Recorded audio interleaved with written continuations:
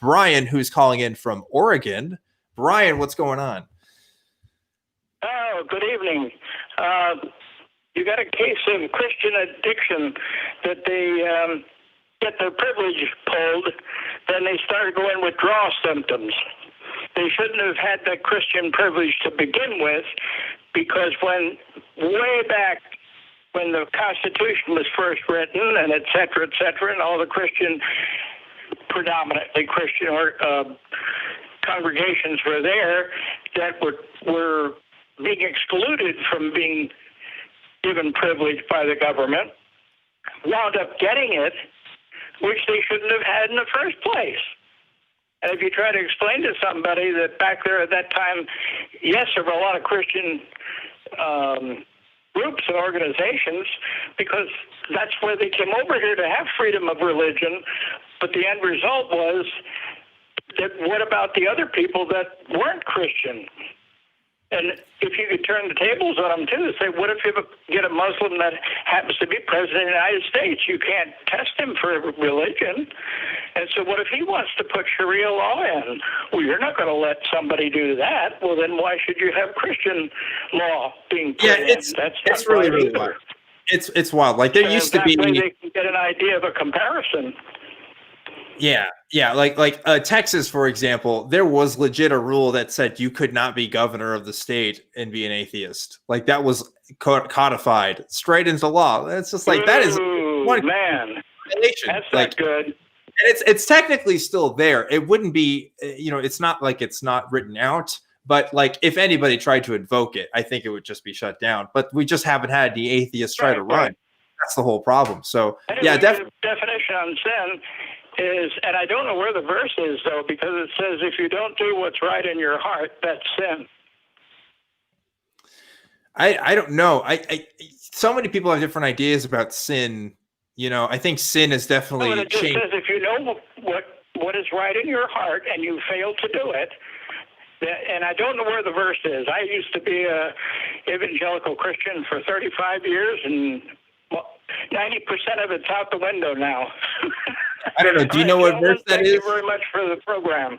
Enjoying it. And yeah. Mr. Parker, thank you for all you're doing. Thank you, Brian. Appreciate you calling in. Do you know what verse he was talking about there? I don't actually. I'm trying to recall if there is a verse exactly like that. There may not be. It may be in a paraphrase. But in the New Testament, the Greek word for sin is hamartia, which literally means missing the mark.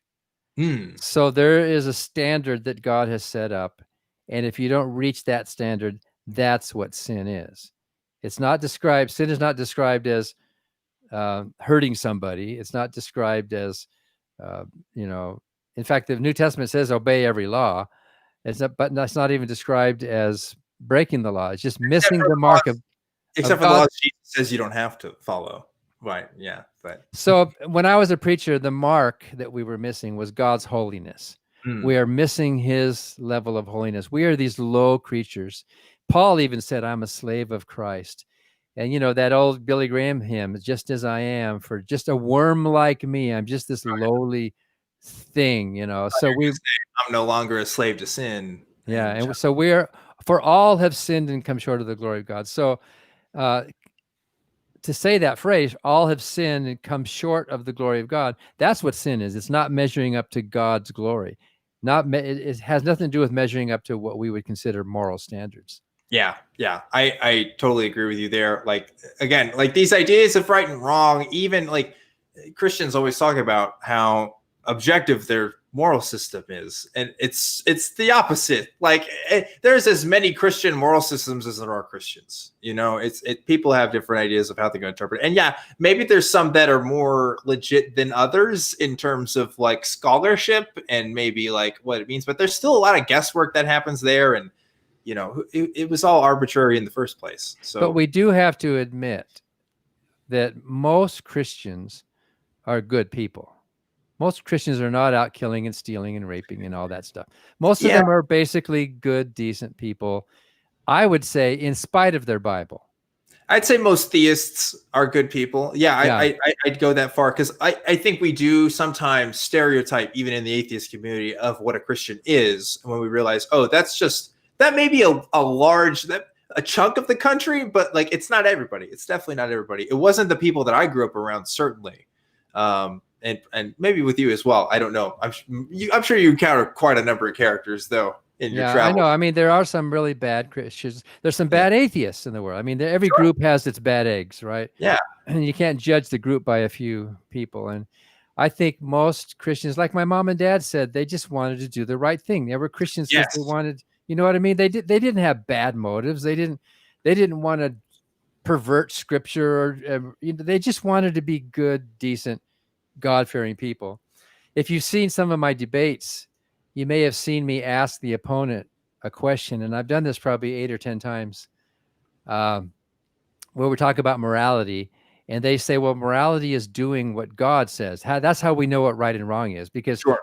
human reason is not good enough. Human reason is going to try to figure out, and we're going to get it wrong, but God knows. So I asked the opponent in the debate, I think one of them was in San Antonio. Okay, so if God told you to kill me, would you do it? And usually they hem and haw, well, God wouldn't tell me that. And I said, but the question was if. Yeah. And look at the Old Testament. God told people to kill, to commit genocide, to kill the babies. God told them to do that, and the Israelites proudly and righteously did it. And so a couple of times, the opponents have actually had to say, well, if I was sure God told me that, then yes, I would have to consider that. To a big gasp from the audience, you know. Yeah. So there's a danger in surrendering your moral judgment to somebody else's mind. Definitely. It reminds me of, I believe it was like Christopher Hitchens was talking to somebody, and I've had this conversation with people too, where, you know, why did the Jews kill the Canaanites? Oh, well, the Canaanites were like sacrificing children and stuff. We don't like that. And it's like, but that's literally what God did. Like he sacrificed his own son. Like that should be cool in some way. I don't know. It's kind of a moot point.